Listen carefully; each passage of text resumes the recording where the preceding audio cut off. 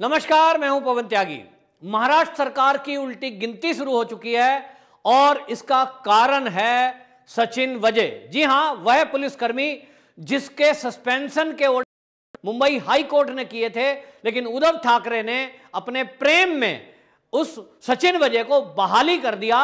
और बहाली नहीं, सब इंस्पेक्टर रैंक के व्यक्ति होते हुए भी उनको सीआईयू का हेड बना दिया, क्राइम इंटेलिजेंस यूनिट का हेड बना दिया, जो कि नियमों को ताक पे रख के किया गया। अब सवालों के घेरे में महाराष्ट्र सरकार है और उद्धव ठाकरे पर सवाल उठ रहे हैं कि आखिरकार एक व्यक्ति जो अपराधी किस्म का है, जिसके ऊपर कोर्ट से केस दर्ज हुआ था, जो जेल में रहा था, ऐसे व्यक्ति को आपने इंटेलिजेंस यूनिट का हेड कैसे बना दिया?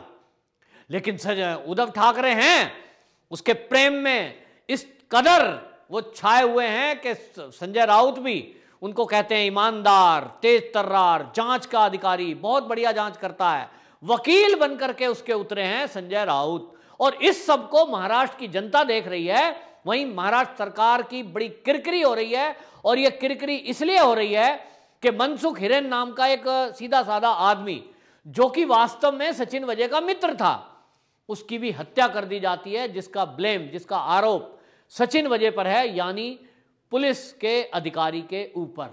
यह पुलिस अधिकारी उद्धव ठाकरे का खास है, और इसलिए कहीं ना कहीं उंगली जो उठ रही है वो उद्धव ठाकरे और संजय राउत के खिलाफ भी उठ रही हैं। अब सवाल यह उठता है कि इस पूरे मैटर में होगा क्या? तो होना यह है कि अभी तक जो एनआईए ने जांच की है, देवेंद्र फडणवीस ने जो बताया है कि अभी तक जो जांच हुई है उसमें दिख रहा है कि मुंबई पुलिस के कोई लोग इस पूरे घटनाक्रम में शामिल थे। देवेंद्र फडणवीस का कहना है कि यह कुछ और नहीं, मुद्दा था मुकेश अंबानी को डरा धमकाकर हफ्ता वसूली का। यानी उनकी हिम्मत देखिए कि एक पुलिस का सब इंस्पेक्टर रैंक का व्यक्ति, वो केवल सब इंस्पेक्टर है सचिन वजे, वो एक मुकेश अंबानी जिसको Z+ सुरक्षा मिली हुई है, देश का सबसे बड़ा उद्योगपति है, और देश के अलावा दुनिया के कई देशों में उनका व्यापार है, जो हमारे देश की अर्थव्यवस्था का बहुत बड़ा हिस्सा है। ऐसे व्यक्ति को मारने की धमकी या जान से मारने की साजिश और आतंकवादियों से मिलीभगत, क्योंकि इसमें दिल्ली में बैठे हुए आतंकवादी भी शामिल हैं। अब इतना बड़ा अगर गठजोड़ है कि आप विस्फोटक लाएंगे, फिर उसमें उद्योगपति को धमकाएंगे, एक उद्योगपति की हत्या हो जाएगी, और उस सारे मैटर में आप केंद्रीय जांच एजेंसियों को जांच नहीं करने देंगे। क्योंकि संजय राउत इतना तो जानते ही होंगे कि जब एक अपराधी से पूछताछ करती है कोई एजेंसी, अभी उसका निर्णय नहीं हुआ है कि सचिन वजे कितने दोषी हैं कि नहीं हैं, लेकिन अभी तक जो सबूत मिले हैं, प्राइमा फेसी वो दिख रहा है कि सचिन वजे ही वो व्यक्ति है जिसने एक नकली ड्रामा रचा कि मेरी गाड़ी चोरी हो गई है, जबकि गाड़ी इन्हीं के पास थी। जो सीसीटीवी फुटेज की डीवीडी मिली है, डीवीआर जो मिली है इनके फ्लैट की, उसमें पता लग गया है कि सचिन वजे ही उस गाड़ी से लगातार आ जा रहे हैं। यानी गाड़ी पास थी, तो फिर एफआईआर क्यों करवाई गई? इसी से पता लगता है कि साजिश सचिन वजे ने करी। दूसरी बात, सचिन वजे लगातार झूठ बोल रहे थे शुरू से ही कि मैं तो केवल मैकेनिक के तौर पर मनसुख हिरेन को जानता हूं और मेरी कोई 1-2 बार बात हुई है, जबकि सीडीआर से टेलीफोन के खुलासा हुआ कि लगातार बातचीत हो रही थी। अब इन सब से लग रहा है कि जब एक आदमी इन्वॉल्व है और इस सब की पैरवी जो शिवसेना कर रही है, इसमें क्या कनेक्शन है? कहीं ऐसा तो नहीं कि शिवसेना को भी कोई खतरा हो कि ये जो सचिन वजे है, अगर इससे जांच की गई, एनआईए ने जांच की, तो कहीं उनके नेताओं के नाम तो सामने नहीं आएंगे? और अगर ऐसा है तो ये और भी खतरनाक हो जाता है कि ये गठजोड़ में शिवसेना के नेता भी मिले हुए हों। और इन सब को लेकर अब अपनी अपनी इज्जत बचाने के लिए जो बाकी सहयोगी दल हैं, वो अपनी इज्जत बचाने के लिए इधर उधर झांक रहे हैं, जिसमें सबसे पहले शरद पवार, एनसीपी, इनके बयान आ गए। एनसीपी के जो नेता हैं वो बयान देने लगे हैं कि हमारा इस मैटर से कोई लेना देना नहीं है, और जो एनआईए जांच कर रही है वो जांच करे, जो दोषी हो उनके ऊपर कार्रवाई करे। ये नहीं कहेंगे तो और क्या कहेंगे? नेता तो यही बोलेंगे कि जो दोषी हैं उन पर कार्रवाई करें। लेकिन सवाल उठता है कि इतना बड़ा इन्वॉल्वमेंट, इतना बड़ा केस, और उसमें तार जुड़ते दिखाई दे रहे हैं मुंबई पुलिस कमिश्नर के। तो मुंबई पुलिस कमिश्नर पर कार्रवाई करने में इतनी देरी क्यों? क्या वो इंतजार कर रहे हैं कि एनआईए खुलासा करे तभी हम कार्रवाई करेंगे? तो अगर मुंबई का पुलिस कमिश्नर इस मामले में नाम आता है सामने और जांच के दायरे में उसको एनआईए लेना चाहती है, तब ये एनसीपी के नेता जानते हैं कि फिर बचने का रास्ता नहीं मिलेगा। और इसलिए अंदर से एक बात आई थी, कुछ बीजेपी के नेताओं ने ये बात बोली थी कि महाराष्ट्र की सरकार गिरने वाली है। कैसे गिरेगी? क्योंकि एनसीपी का जिसका समर्थन है वो समर्थन एनसीपी ही वापस ले लेगी और लेगी कांग्रेस भी। कांग्रेस ने चाहे कितनी भी मलाई इसमें मारी हो महाराष्ट्र सरकार में रहते हुए, उन्होंने कितने भी अपने एजेंडे चलाए हों, लेकिन जब अब गर्दन फंसती दिखाई देगी और अपनी बेइज्जती होती दिखाई देगी तो दोनों दल सबसे पहले समर्थन वापस लेंगे। लेकिन इसमें सबसे ज्यादा फंसती दिखाई दे रही है शिवसेना। शिवसेना ने अगर इसमें सावधानी रखी होती और शुरू से अपने को मौन रहकर शांत रहते, तब शायद कोई भी सवाल नहीं उठाता। लेकिन क्या जरूरत थी संजय राउत को सचिन वजे की बड़ाई करने की, सचिन वजे की वकील बनकर उतरने की? सचिन वजे का वकील बनकर उतर गए और इसलिए जनता मांग करने लगी कि इसको सस्पेंड करो और इसलिए दबाव में सस्पेंड करना पड़ा। तो सचिन वजे तो सस्पेंड हैं, अभी एनआईए की गिरफ्त में हैं, पूछताछ जारी है, लेकिन सचिन वजे ने एक सबूत दिया है, अभी एक हिंट दिया है कि मैं तो एक खाली एक मोहरा हूं, मैं तो इस पूरी साजिश का एक हिस्सा हूं और इसके पीछे कुछ लोग बड़े बड़े भी शामिल हैं। तो ये बड़े लोग कौन हैं? कोई बड़ा नेता है?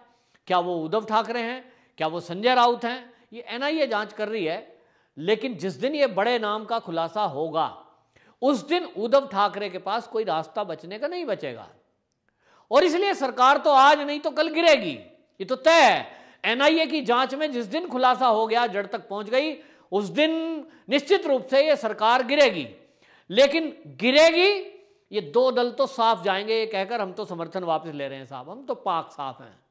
लेकिन आपको बताएं कि इस पूरे मुद्दे पर अगर मुद्दा यह है कि अगर महाराष्ट्र में पुलिस की मिलीभगत से और नेताओं के गठजोड़ से देश के उद्योगपतियों को डराया और धमकाया जा रहा है, उनको मारने की साजिश की जा रही है और आतंकवादियों का प्रयोग किया जा रहा है, आतंकवादियों से संपर्क किया जा रहा है, तो एक पुलिस का आतंकवादी से बात करना, उनको यूज करना और किसी उद्योगपति को डरा धमकाकर वसूली करना या उसकी हत्या की प्लानिंग करना, ये एक अनोखा एक ऐसा काम होगा जो केवल अभी तक फिल्मों में देखने को और सुनने को मिलता था।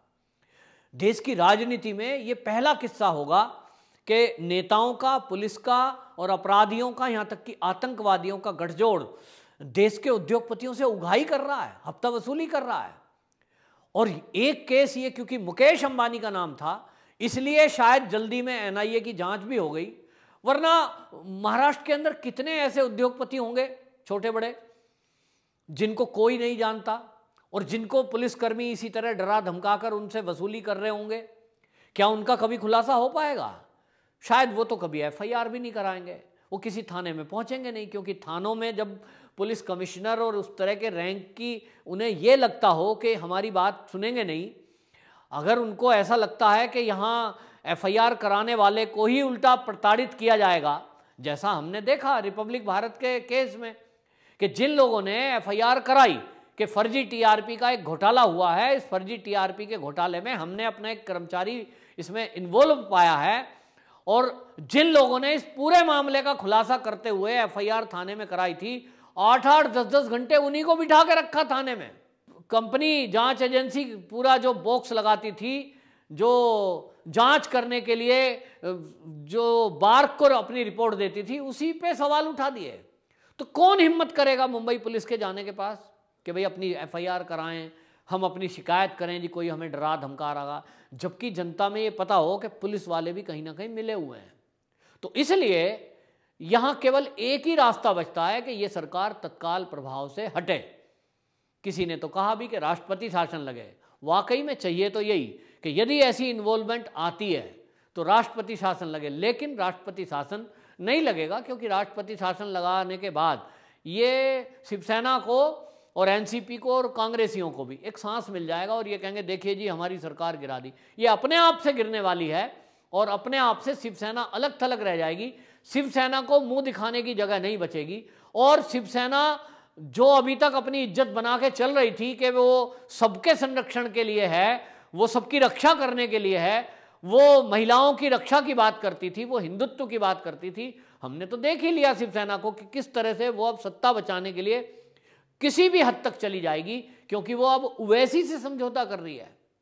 उन्होंने अब सत्ता पाने के लिए एक सीट बढ़ जाए, हम कहीं नगर पालिका में आ जाएं, इसलिए ओवैसी से समझौता कर दिया। तो महाराष्ट्र की सरकार तो पहले ही अपने को ठगा हुआ महसूस कर रही थी, लेकिन महाराष्ट्र की सरकार को उनकी गलती सुधारने का कोई चांस अब नहीं है। 5 साल के लिए सरकार बन गई तो बन गई, लेकिन अब जो ये मुद्दा आया है, ये शिवसेना ने अपने आप अपने पैर पे कुल्हाड़ी मारी है। इससे सरकार तो जाएगी और शिवसेना की बची कुची शाख भी जाएगी। जो उनकी इज्जत थी, जो भरोसा था, अब आगे से यदि कहीं इन्वॉल्वमेंट शिवसेना की नहीं भी हुई तो भी संजय राउत ने यह पूरी पब्लिक में, पूरे देश और दुनिया को मैसेज दे दिया है। और इसलिए अब देश की जनता पूछेगी, और जनता पूछेगी महाराष्ट्र की, कि यह आप ही का आदमी था, आपकी पार्टी में प्रवक्ता था, आपने इसको पुलिस में भर्ती करा दिया और यह अपराधियों में अगर लिप्त है, अपराध में मिलकर ये गठजोड़ कर रहा है, किसी निर्दोष की हत्या कर दी जाती है, किसी उद्योगपति को धमकाने में इसकी गाड़ी इस्तेमाल होती है और ये पूरी प्लानिंग करने वाला है यदि, तो आप इसका पक्ष क्यों ले रहे थे? इसका मतलब शिवसेना भी गलत लोगों के साथ खड़ी होती है, तो अच्छे लोग कहां से भरोसा करेंगे शिवसेना पर? और इसलिए शिवसेना की बहुत किरकिरी हो रही है और यह होना ही था, क्योंकि ये सत्ता के मोह में और पुत्र मोह में उद्धव ठाकरे इस तरह से अंधे हो गए कि इनको कुछ दिखाई नहीं दे रहा था। और इसलिए अभी भी ये इस समय इस नाजुक स्थिति में भी टोंट मार रहे हैं और कह रहे हैं अरे एनआईए जांच कर रही है तो क्या होगा। पहले सुशांत सिंह राजपूत के मुद्दे पर भी सीबीआई ने जांच करी थी, तब भी कुछ नहीं मिला था। तो उद्धव ठाकरे जी और संजय राउत जी, आप समझ लो कि उस समय जो सीबीआई को केस हैंडओवर हुआ था, वो अगर within a week handover हो गया होता या हत्या होते ही हो गया होता तो बहुत कुछ मिल जाता, लेकिन सारे सबूत मिटाने के बाद सीबीआई को वो हैंडओवर किया गया जिसमें कुछ नहीं मिला। और इसलिए आपका सब ये उस समय भी खुलासा हुआ था, आप उसको कुछ होए ना हो, लेकिन जनता ये मानती है कि सुशांत सिंह राजपूत की भी आत्महत्या नहीं है, वो हत्या है और उसमें भी बड़े बड़े लोग इन्वॉल्व हैं। और इसीलिए सोशल मीडिया पर वो कोई हवा में नहीं चला था। कुछ लोगों को तो शक है, अब आप कितनी भी सफाई दो, लेकिन सुशांत के मुद्दे पर लोगों के मन में जो बैठ चुका है वो बैठ चुका है। और इसीलिए अब आपके पास एक ये दूसरा मुद्दा आया था जिसमें आप चुप रहकर और एनआईए का साथ देकर कम से कम अपने को बचा ले जाते, अपनी साख भी बचा सकते थे। लेकिन जो बोलता ज्यादा है वो सोचता कम है, और यही संजय राउत को भारी पड़ने वाला है। महाराष्ट्र सरकार जाने वाली है और संजय राउत एक बार फिर इसके लिए कारण बनने जा रहे हैं। वंदे मातरम।